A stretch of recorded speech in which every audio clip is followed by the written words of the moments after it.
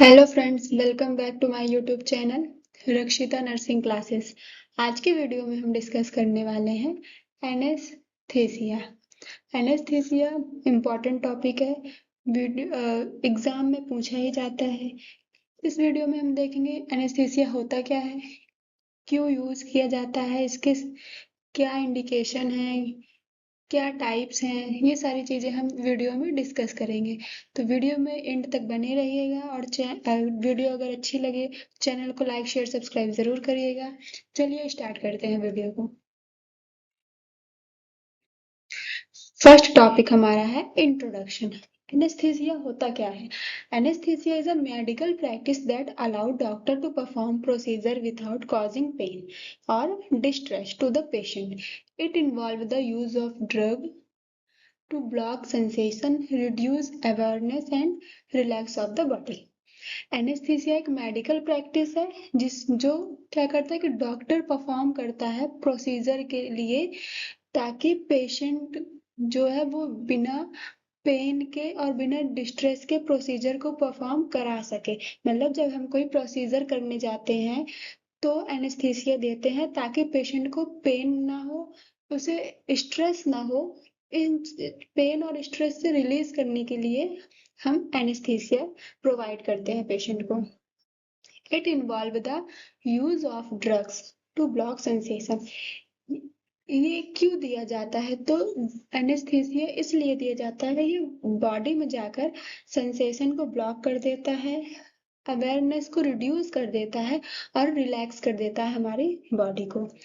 तो बेसिकली क्या है एनेस्थीसिया? एनेस्थीसिया एक मेडिकल प्रैक्टिस है जो डॉक्टर कोई भी सर्जरी परफॉर्म करने जाते हैं तब एनेस्थीसिया देते हैं ताकि पेशेंट पेन रिलीफ रहे और उसे कोई डिस्ट्रेस ना हो। इसमें इन्वॉल्व होता है कि वो एनेस्थीसिया सेंसेशन को ब्लॉक कर देता है, अवेयरनेस को रिड्यूस कर देता है और बॉडी को रिलैक्स कर देता है, जिसकी वजह से उसे पेन फील नहीं होता है, पेनलेस प्रोसीजर करवा सकता है। What is anesthesia? Anesthesia is a temporary loss of sensation or awareness। Anesthesia क्या है कि loss of sensation, temporary इसमें sensation का loss हो जाता है, awareness का loss हो जाता है। That is medically induced। It help in preventing pain during surgery। ये क्या करता है? पेन से प्रिवेंट करता है सर्जरी के समय, मसल्स को रिलैक्स करता है और पेशेंट की एंजाइटी और कॉन्शियसनेस को कंट्रोल करता है। तो ये होता है एनेस्थीसिया।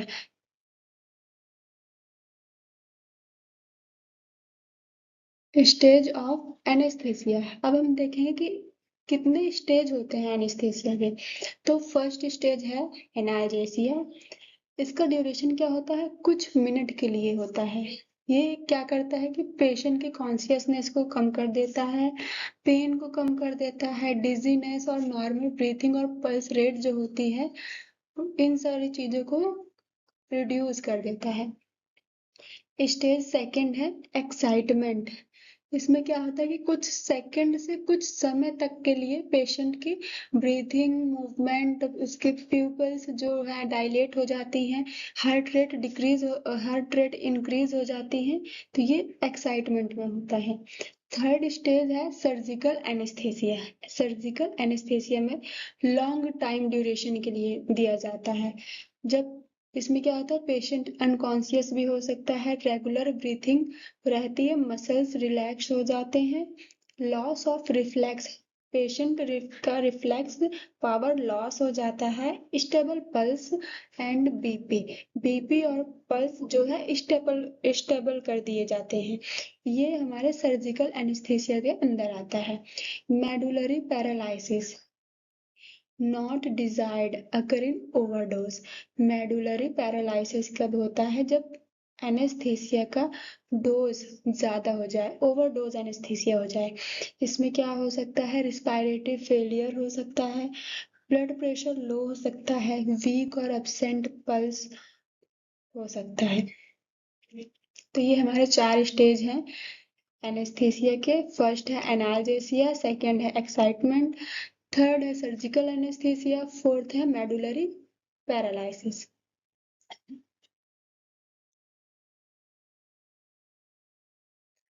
Next topic, types. कितने टाइप्स के होते हैं एनेस्थीसिया? फर्स्ट टाइप है जनरल एनेस्थीसिया। जनरल एनेस्थीसिया के क्या क्या, कैसे हम डिफाइन करेंगे जनरल एनेस्थीसिया को? तो ये क्या करता है कि कॉजेस कंप्लीट अनकॉन्शियसनेस। तो पेशेंट को हम एनेस्थीसिया देते हैं जनरल एनेस्थीसिया, तो ये कंप्लीटली अनकॉन्शियसनेस कर देता है पेशेंट को। मेजर सर्जरीज में यूज किया जाता है, जैसे कि हार्ट की सर्जरी है, ब्रेन की सर्जरी है, ऐसी सर्जरी, मेजर सर्जरी में जनरल एनेस्थीसिया दिया जाता है पेशेंट को। Regional anaesthesia numbs a large part of the body,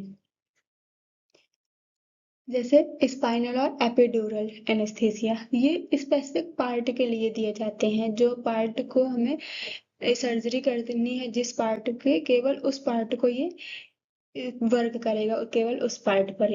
इसे हम कहेंगे रीजनल एनेस्थीसिया।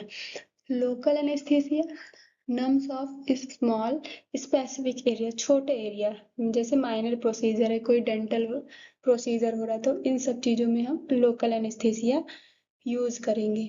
मेनली एनेस्थीसिया देते कहाँ हैं? तो एडल्ट में हम एनेस्थीसिया देंगे L3 से L4 रीजन में, और नियोनेट में L4 रीजन पर हम एनेस्थीसिया देते हैं पेशेंट को।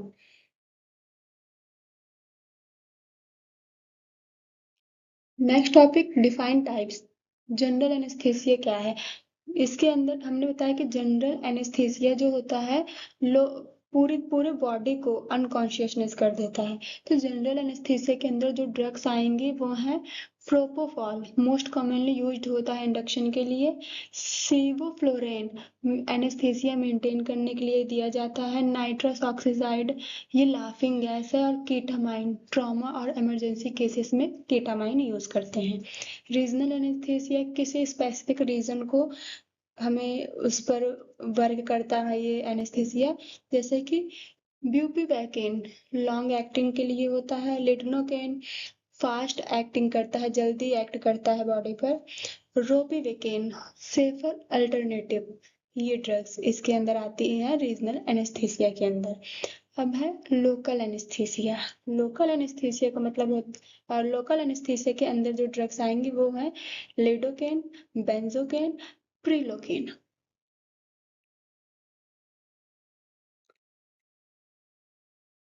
Next topic, methods of administration. तो क्या क्या क्या मेथड है, कैसे हम आईवी मतलब एनेस्थीसिया हम पेशेंट को एडमिनिस्ट्रेट कर सकते हैं? तो इनहेलेशन होता है, जैसे नाइट्रस ऑक्साइड। आईवी भी दे सकते हैं, जैसे कि प्रोफॉल यूज किया जाता है आईवी के लिए।